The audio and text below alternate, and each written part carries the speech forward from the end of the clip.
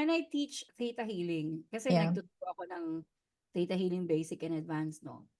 I teach my student how feeling works, okay? Kasi in Theta, it's not just only like words.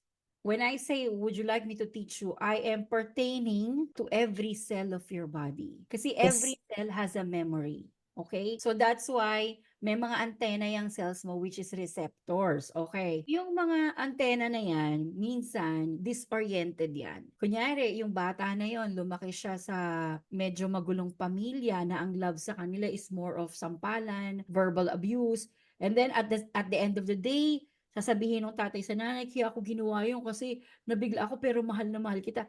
So yung bata na yon, mapupunta sa every cell in their body. Sabi na, ang love pala ganito.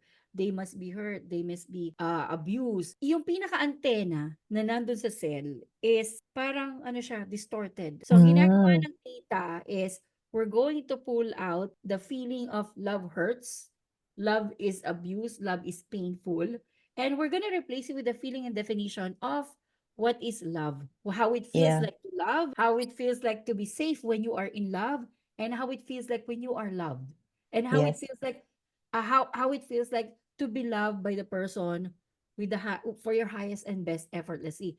And that time, yung pinaka-antena na yun, mapupull out yun, mapapalitan siya ng bago. Yun yung Mm. parang visualization na ginagawa namin as a healer in Theta Healing sessions. Yeah, it's the same thing as help. Akala lang natin na kapag pumunta ka sa isang therapist, pag nagsasabi kami ng ganito, ganyan, ganyan, eto yung normal lang. Pero we are observing it on a deeper level in every cell of your body.